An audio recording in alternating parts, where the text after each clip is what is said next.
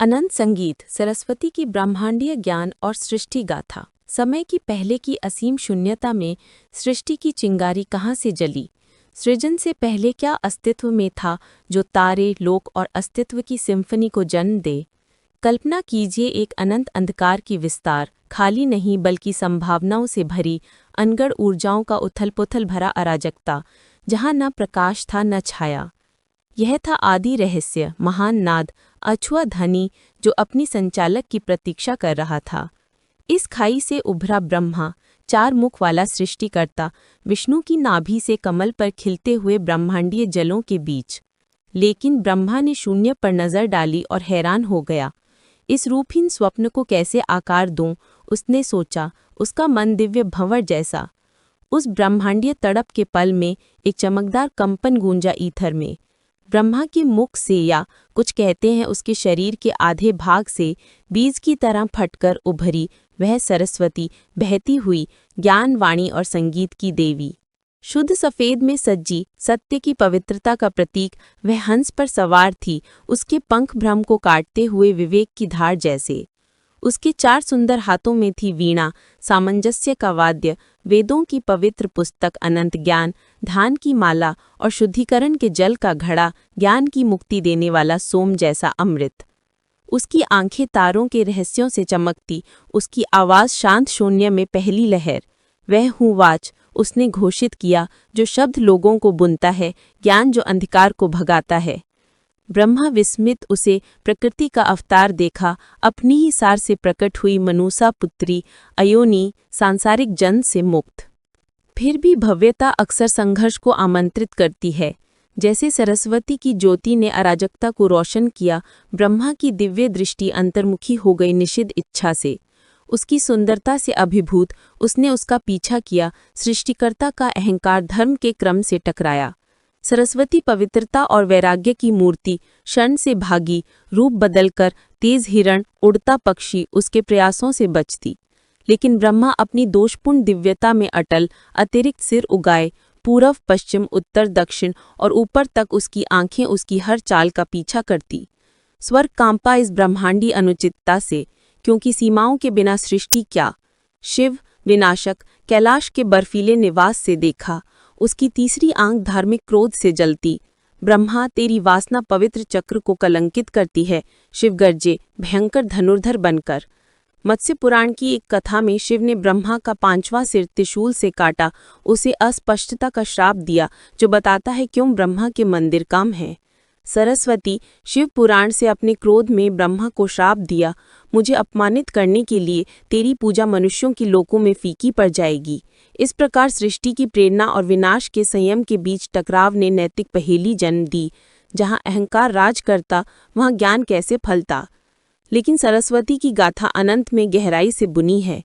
युगों और कल्पों के चक्रों में, जहाँ समय सर्प की तरह अपनी पूंछ खाता है, वह सामंजस्य की रक्षक बनी। एक भाग्यशाली युग में पद्म पुराण के सृष्टि खंड और स्कंद पुराण में वर्णित भार्गव ब्राह्मणों और हैह क्षत्रियों के बीच भयंकर युद्ध से वडवाग्नि नामक सर्वनाशी अग्नि जन्मी। यह अनियंत्रित क्रोध से जन्मी लपटें तीनों लोकों, पृथ्वी, स्वर्ग, पाताल को भस्म करने को तैयार थीं। देवता अपने आकाशीय महलों में कांपते हुए शिव से मोक्ष मांगा। उन्होंने कहा, केवल सरस्वती इस अराजकता को शांत कर सकती हैं, क्योंकि उसकी बहती सार अग्नि की उग्रता को बुझाने वाली नदी का प्रतीक है। उन्होंने ब्रह्मालोक में उनसे विनती की और ब्रह्मा ने आदेश दिया। अनिच्छुक किंतु करुणामय सरस्वती सहमत हुई। उतंग के आश्रम में पवित्र प्लक्ष वृक्ष से विलीन होकर वह एक विशाल नदी बनी। उसके जल क्रिस्टल जैसे तेज, वडवाग्नि को दिव्य घड़े में बहाकर सागर की गहराई तक ले जाती। प्राचीन मंत्रों से गूंजते जादुई वनों से गुजरते, ब्रह्मांडीय पर्वतों से गुजरते, जिनमें गर्जना गूंजती, वह सागर की ओर बढ़ी। राक्षस और असुर, अधर्म के अवतार, उसके मार्ग पर हमला किए, लेकिन उसकी वीणा की धुनों ने उन्हें सत्य के भ्रम में फंसा दिया, उनके आंतरिक शून्य को उजागर किया। अंत में समुद्र की गहराई में डुबोकर उसने अग्नि को डुबो दिया, संतुलन बहाल किया।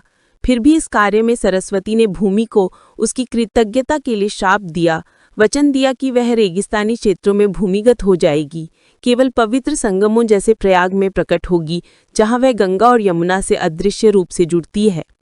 इस भव्यता में बुने हैं संबंधनीयता के किस्से, क्योंकि देवता भी मानव जैसे दोष रखते हैं। ब्रह्मवैवर्त पुराण में उसका पथ विष्णु से जुड़ा।